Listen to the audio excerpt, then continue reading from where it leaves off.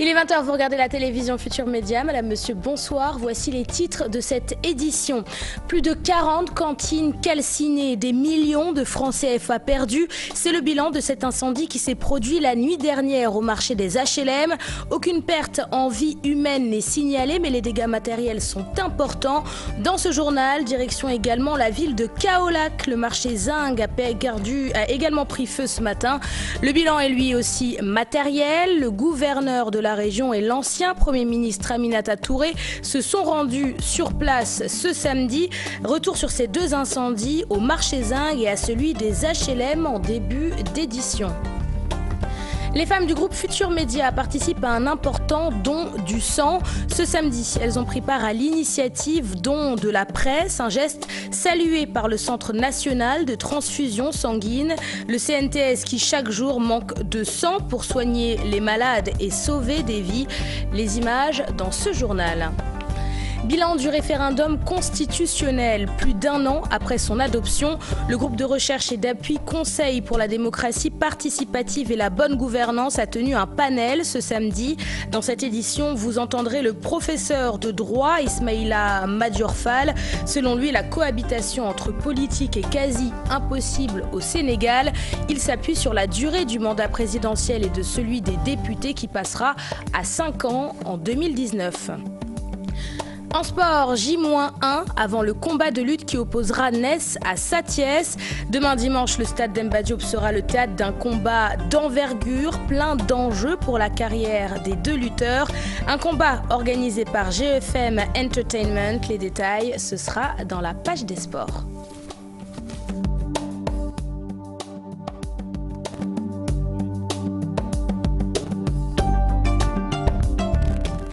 Bienvenue à tous et merci de vous informer sur la télévision Futur Média. L'actualité de ce samedi marquée par cet incendie la nuit dernière au marché HLM. Plus de 40 cantines sont parties en fumée. Des ateliers de tailleurs et des commerces divers ont été ravagés par les flammes. Aucune perte en vie humaine n'est signalée. Cependant, les dégâts matériels sont importants. Ils sont pour le moment estimés à des centaines de millions de francs CFA. Direction le marché des HLM avec Ibou Diouf et Moudou Diop. Des images difficiles à voir, cette partie du marché des HLM dans la capitale est ravagée par un feu. Le sinistre qui s'est produit vers 6 h du matin a tout emporté. Le matin, on s'est réveillé brutalement. On nous a appelé vers 7 h du matin pour nous informer qu'il y a de l'incendie au marché. Quand nous sommes venus là, vraiment ce qu'on a vu, ça dépassait notre pensée. Tu as vu tous les cantines là, c'était au nombre de 48 cantines. Tout est parti en fumée. Même des machines là se sont fondues. J'ai perdu toutes mes machines, mais également les tissus. C'est vraiment difficile, mais on s'en remet à Dieu. Beaucoup de dégâts matériels, des commerces et des ateliers de tailleurs, 48 cantines au total, tout est parti en fumée. L'origine du sinistre n'est pas encore connue. La cause du drame, non, on ne sait pas, parce que ça s'est passé à 3 h du matin.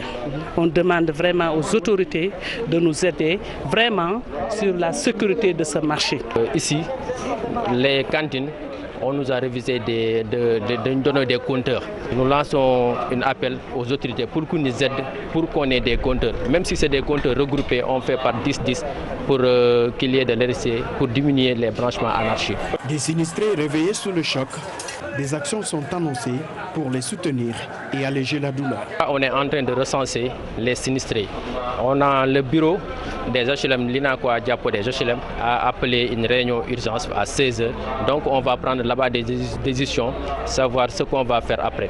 Mais d'après les idées qu'on a, nous la section des jeunes, on a programmé de faire rentrer dans le marché pour demander aux grands commerçants ce qu'ils peuvent pour qu'on aide les gens les sinistrés. Au marché des HLM, cet incendie est durement ressenti. Pour marquer leur solidarité, les autres cantines ont tout simplement fermé leurs portes.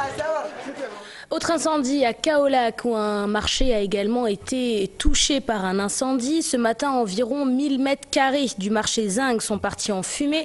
De nombreuses cantines ont également été détruites. Les autorités municipales se sont rendues sur les lieux du drame. C'est également le cas de l'ancien Premier ministre Aminata Touré.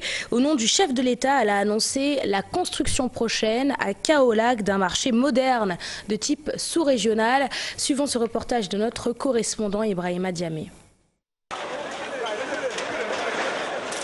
C'est vers 7 h du matin que le feu s'est déclaré au marché Zinc de Kaolack, un marché dont l'essentiel de la marchandise est constitué de denrées alimentaires, notamment des légumes. Les populations fortement mobilisées ont courageusement soutenu les pompiers pour arrêter la propagation du feu. Malgré tout, les dégâts ont été énormes. Une trentaine de cantines contenant des stocks de riz et d'huile, entre autres, sont complètement calcinées, d'où le malheur de ces propriétaires qui ont peiné à estimer les dégâts.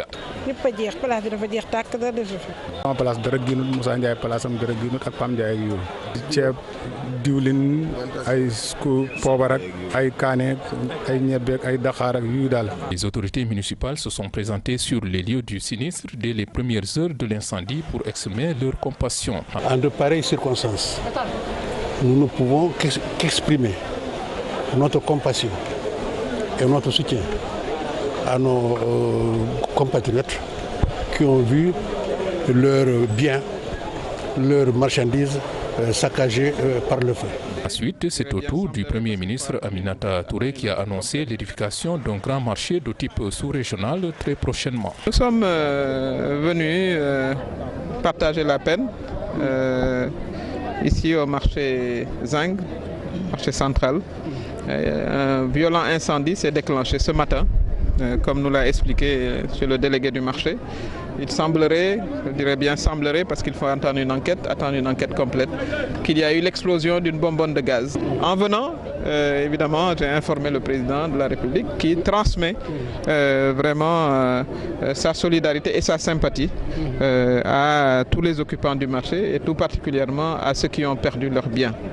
Cela pose le problème, et le président l'a dit, qu'il était temps que Kaolack ait un grand marché moderne, parce que Kaolack est une ville frontière, une ville carrefour, passe tous ceux qui vont au Mali, ceux qui vont en Gambie, ceux qui vont en Guinée. Donc c'est un lieu de commerce important.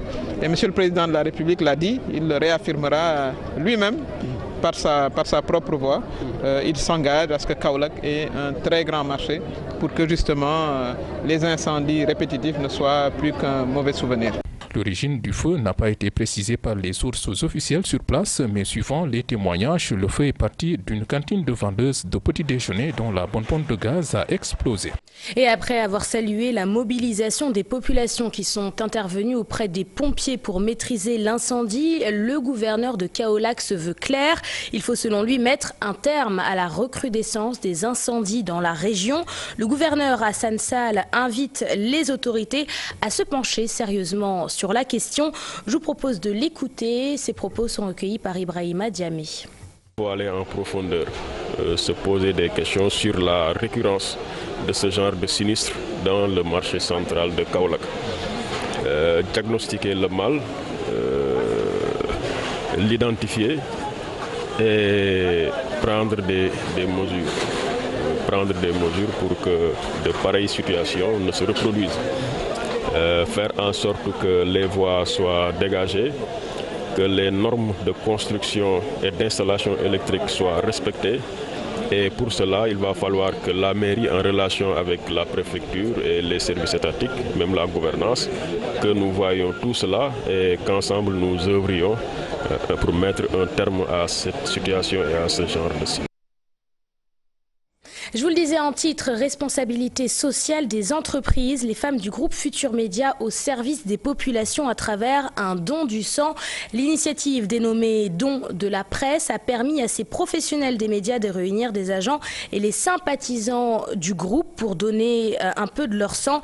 Un geste magnifié par le Centre national de transfusion sanguine qui fait face régulièrement à un manque de sang pour soigner les malades. Suivant ce reportage, il est signé Ibou Diouf et Modou Diop.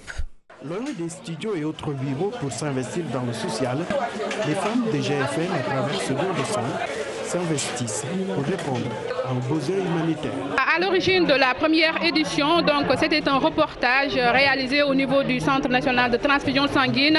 Le directeur et ses employés faisaient un appel à la mobilisation pour que les populations elles-mêmes viennent donner du sang, parce qu'il y avait une rupture au niveau de la banque du sang. Donc nous, au niveau de Futurs Médias, on s'est dit pourquoi pas nous, parce que c'est vrai qu'on appelle les populations, mais nous aussi nous faisons partie de la population. De 400 poches lors de la première édition de 2016, cette année, les femmes des GFM reviennent à la charge avec plus d'arguments. Il y a quelqu'un, un grand homme qui disait, il ne faut pas attendre ce que ton pays peut faire pour vous.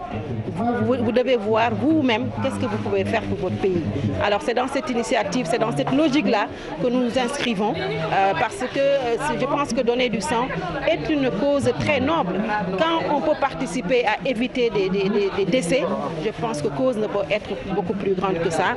Un geste de haute portée pour le centre de transfusion sanguine des autorités de cette institution. Parce que c'est quelque chose que nous faisons aujourd'hui, mais nul n'est à l'abri. On ne sait pas quand est-ce qu'on en aura besoin. Nul ne veut en avoir besoin, mais on ne sait pas quand est-ce qu'on en aura. Donc donner du sang, c'est sauver des vies humaines. Nous saluons cette belle initiative. Aujourd'hui, c'est la deuxième édition qu'on organise avec les femmes du groupe Futurs Médias. Je commencerai tout d'abord par au nom du ministre de la Santé et de l'Action sociale, les remercier sincèrement, et au nom de mon directeur, le professeur Salou Diop. On est vraiment satisfait du groupe Futurs Médias. Les femmes du groupe Futurs Médias s'inscrivent dans la responsabilité sociétale des entreprises et avec ce don de sang de la presse, ces professionnels des médias veulent sauver des vies en donnant de leur sang. À présent, passons à la politique. En Assemblée générale ce samedi, le maire de Guédiawaye charge le mouvement citoyen Y'en a marre. Hier vendredi, le mouvement a manifesté son opposition au gouvernement en place lors d'un rassemblement qui a réuni des milliers de personnes sur la place de la Nation. D'après Aliou Sall, frère du chef de l'État, Y'en a marre est, je cite, un rassemblement de toutes les forces obscures du système politique. Écoutons-le, ses propos sont recueillis par Salif Sow et Asmalik Diop. Rassemblement organisé par le mouvement Y'en a marre, mais en réalité, c'était un rassemblement de toutes les forces noires de notre système politique. Les forces de régression, les forces de la nuit ont décidé de revenir pour non seulement agresser le pouvoir, mais pour, c'est ça le délire, reprendre le pouvoir. Le peuple sénégalais a reconquis le pouvoir en 2012. Le gouvernement qui a été mis en place et qui fonctionne selon les principes proposés et arrêtés par le président Macky Sall, basés sur la bonne gouvernance, le travail, le sérieux, ce gouvernement-là, c'est le gouvernement des patriotes, c'est le gouvernement du progrès. Un homme qui s'est distingué par l'érection du gaspillage comme principe de gouvernance. Un homme qui s'est distingué par le wax-waxet. Un homme qui s'est distingué par la promotion de la violence. Un homme qui a fini d'être rejeté par le Sénégal. Il s'agit, le projet de Y'en a marre et le projet de ces forces de la nuit n'est rien d'autre que de faire revenir Abdoulaye Wade au pouvoir par la fenêtre. On reste avec cette manifestation du mouvement Y'en a marre. Pour le président du groupe parlementaire de Benno Bokk Yakaar, c'est la preuve que le Sénégal est un pays démocratique. D'après Moustapha Diakhaté, l'opposition d'aujourd'hui a cependant perdu ses repères. Écoutons ce responsable de l'APR. Ses propos sont recueillis par Alassane Ba. Lorsque certains parmi nos responsables ont voulu montrer des velléités d'entrave à la liberté de manifestation de Y'en a marre, je me suis publiquement et en privé opposé.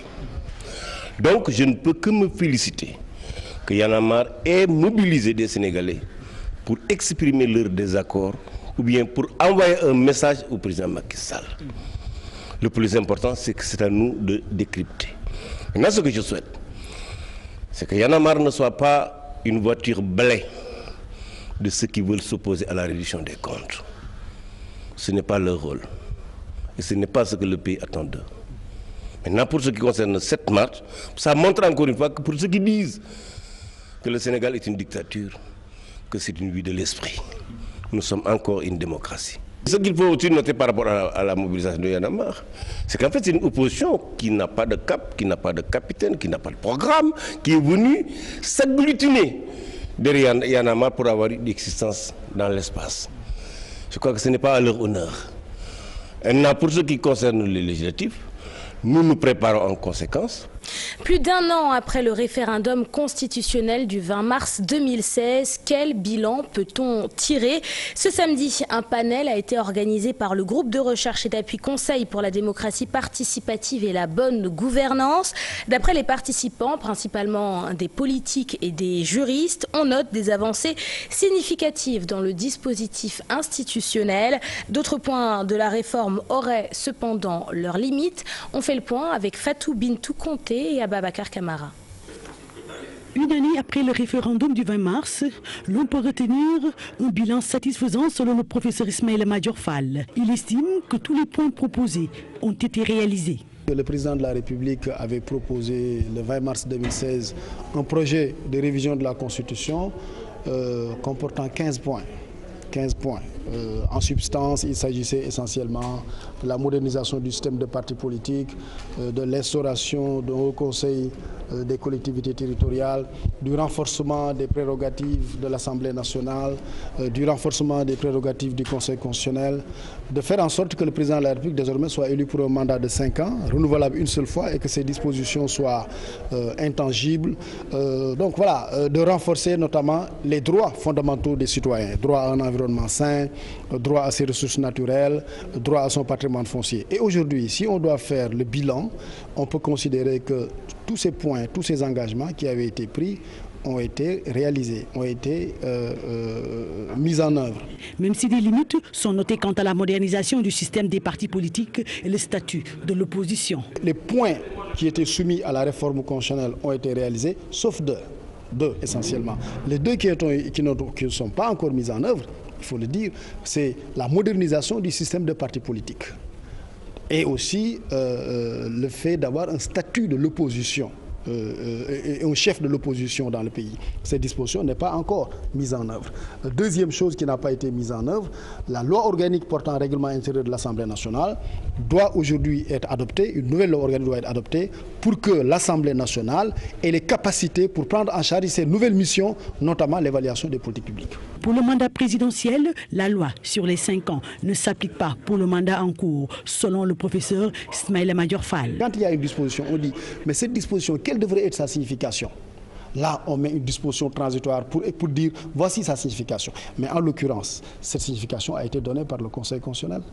Dans la décision qu'il a rendue en 2016, le Conseil constitutionnel a dit la disposition qui ramène le mandat du président de la République de 7 ans à 5 ans ne s'applique pas au mandat en cours. Le Conseil constitutionnel l'a dit. Et aujourd'hui, la Constitution, c'est à la fois le texte constitutionnel, mais c'est aussi l'écrit jurisprudentiel, c'est-à-dire la parole délivrée par le juge constitutionnel qui complète la Constitution. Et cette décision du Conseil constitutionnel dit très clairement que la disposition qui réduit le mandat du président de la République de 7 à 5 ans ne s'applique pas au mandat en cours. On reste avec le professeur de droit Ismaïla Madior Fall. Selon lui, la cohabitation est quasi impossible au Sénégal.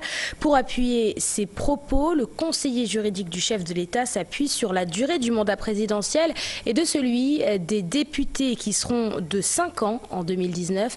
Écoutons-le, ses propos sont recueillis par Fatou Bintou Conté.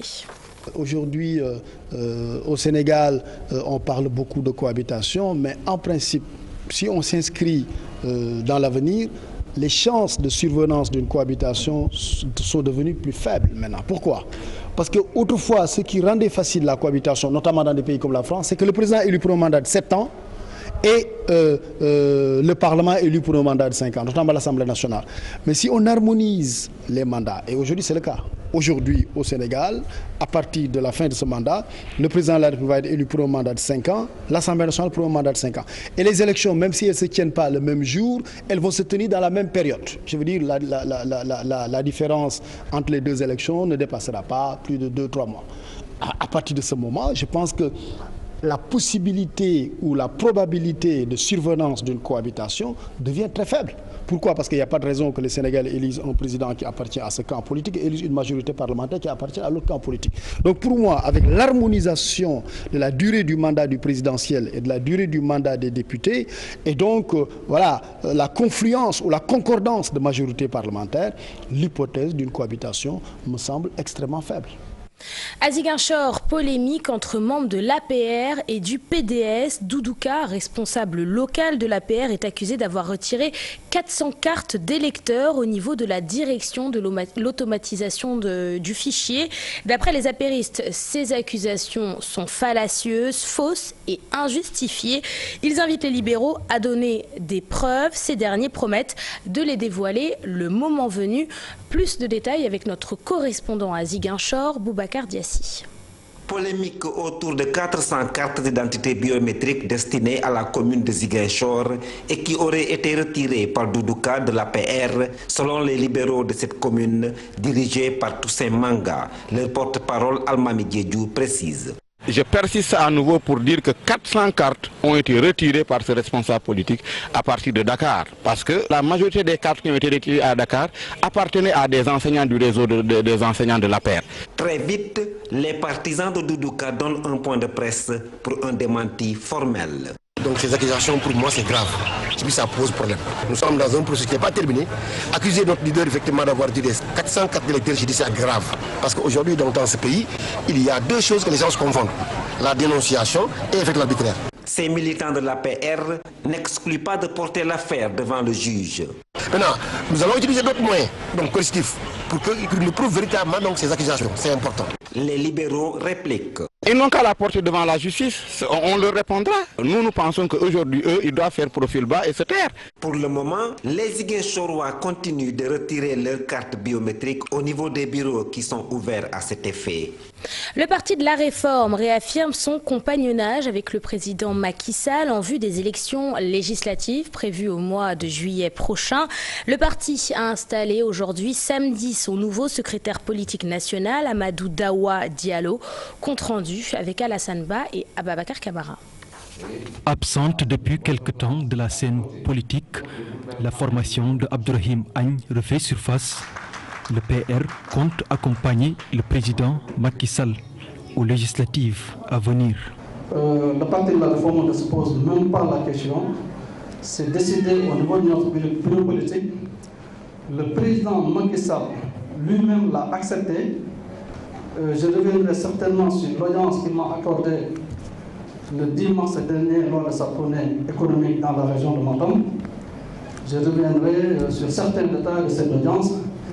Et c'est ça donc qui est en train d'être réaffirmé ici aujourd'hui. Amadou Dawa Diallo, nouveau secrétaire politique national, dans sa nouvelle mission, il tend la main à ses camarades de parti. Pour leur demander de venir qu'on travaille dans l'unité et la cohésion parfaite. Le parti, c'est le parti de chacun d'entre nous. On est tous actionnaires dans ce parti.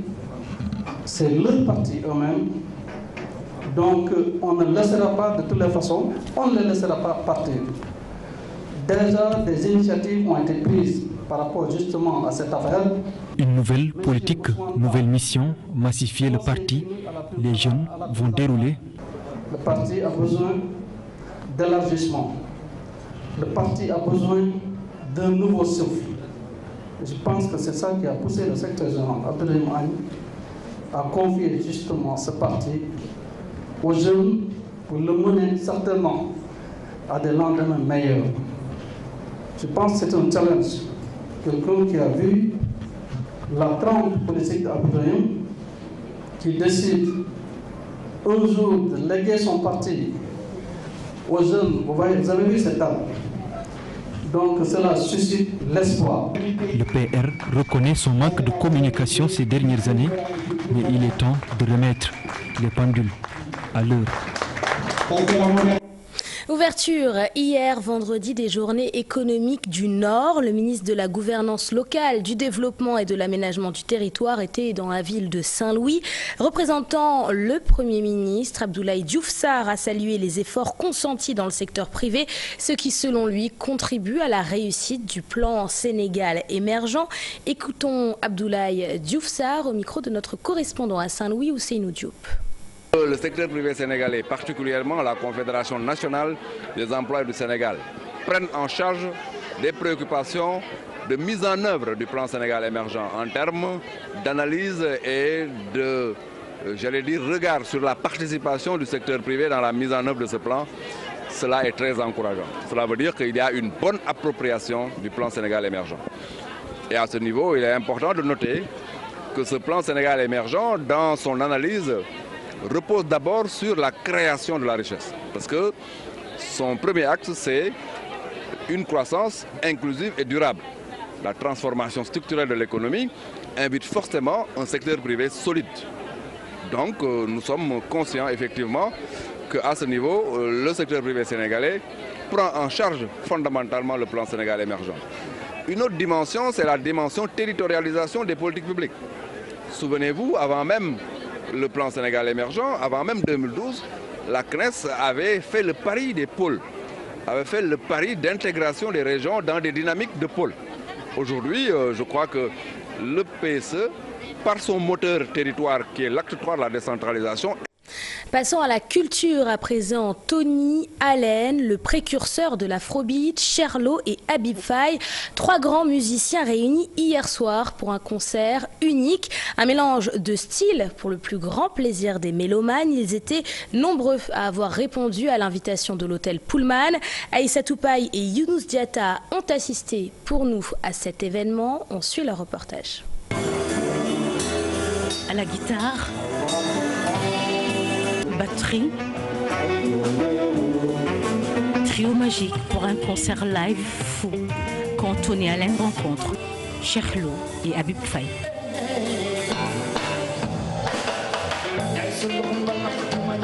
No, I wouldn't be here if I wasn't prepared to know what I'm going to meet. Je ne jouerais pas avec eux si c'était de piètres musiciens. Je savais à quoi m'attendre. Je suis juste retourné à mes racines. L'Afrique a un potentiel incroyable sur le plan musical. Nous savons d'où nous venons et ça c'est le plus important. Et Cheikh et moi avons plein de choses en commun.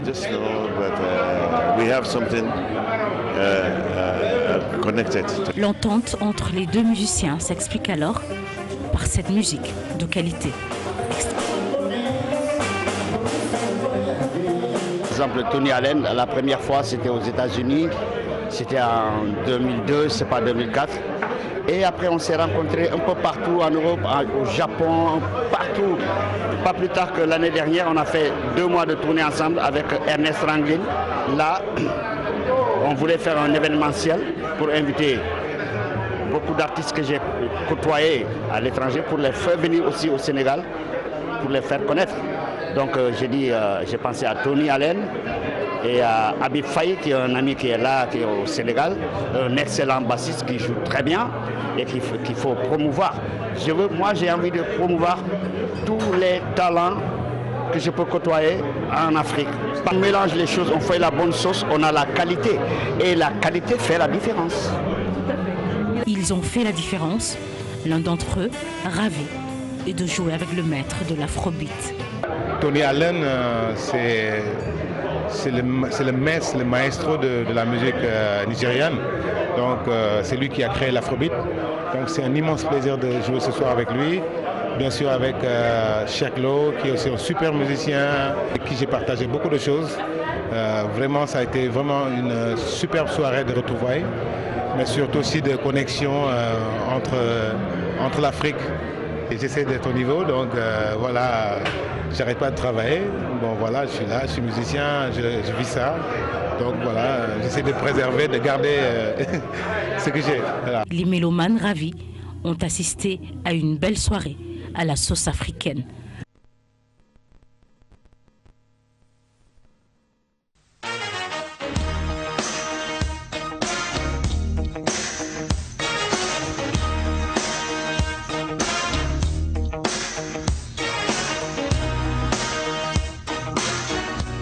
Bienvenue à tous et à toutes dans la page des sports. Plus que quelques heures avant le début du combat qui opposera Ness à Satiès. Après 4 années d'absence, la baleine de Lansar signe son retour pour affronter le pensionnaire de l'équipe Double Less. Un combat qui s'annonce alléchant pour les amateurs de lutte. En effet, les enjeux pour les carrières de ces deux lutteurs sont importants. Un combat organisé par GFM Entertainment et que vous pourrez suivre dès demain sur la télévision Futur Média. Stade Lat Dior de Thiès, les travaux sont en cours d'achèvement. 2 nouvelles installations sont prévues pour le respect des normes de la FIFA. Des techniciens et l'entrepreneur en charge de ces travaux étaient en visite de chantier.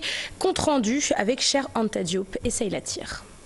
Des techniciens et l'entrepreneur en charge des travaux de rénovation du stade Lat Dior de Thiès ont fait le tour du stade pour constater l'état d'avancement des travaux. Tout se passe bien, les travaux sont presque en cours d'achèvement. On a réalisé la grille de protection, la charpente couverture du tribune principale, l'extension et modification du vestiaire, la construction de l'aire de jeu, les forages sont réalisés, caniveau, les systèmes d'arrosage moderne. L'État a prévu pour permettre à l'Estade de Lat Dior de conformer aux normes de la FIFA. Je fais quelques précisions concernant la caniveau que vous voyez derrière. La CSTP a réalisé ça avec ses propres fonds. Ce n'est pas prévu par le projet et on a rendu compte après l'approbation du marché des bases et l'approbation de l'Avana. La gestion des eaux de ruissellement a aussi été une des priorités pour éviter l'inondation de la pelouse. Selon Mbaye Faye de la CSTP, ce n'était même pas prévu dans le projet initial. L'assainissement des eaux pluviales, nous pensons que c'est nécessaire de le faire pour éviter l'inondation demain. C'est pourquoi notre entreprise a pris toutes les dispositions nécessaires, a pris ses propres moyens pour les réaliser gratuitement, sans demander un franc à l'État du Sénégal. Un système d'arrosage automatique est en cours d'installation par un technicien français. C'est une installation très moderne qui est gérée par électronique. Avec 2 pompes de 15 mètres cubeurs l'eau, avec un système de filtration qui va être envoyé par des tuyaux qui fait un bouclage autour du terrain. Et ce bouclage, l'eau sera répartie avec 10 têtes d'arrosage automatique qui tournent automatiquement et qui sortent avec la pression, avec 7 barres de pression et qui arrosent au fur et à mesure le terrain d'une façon tout automatique. Mbaye Faye attend encore la signature de l'avenant. Selon lui, si toutes les ressources financières sont mobilisées, le stade Lat Dior de Thiès sera livré dans 4 mois. En basket, Dieuppeul Basket Club, club de 2e division, affiche ses ambitions. La formation qui vient de nouer un partenariat avec AB Premia, club de division espagnole, veut jouer dès l'année prochaine dans la cour des grands. Cher Tidiane Diao et Younous Diatta ont assisté à leur séance d'entraînement, suivant leur reportage. Dieuppeul Basket Club veut grandir et ce partenariat en gestation avec AB Premia de Barcelone, club de 2e division espagnole, vient à son heure. Il est ici pour regarder ce que les joueurs ils font et puis il peut apporter des choses parce que quand il y a des techniques très différentes en Espagne ici il y a des recours et tout ça, des ressources qui sont différentes.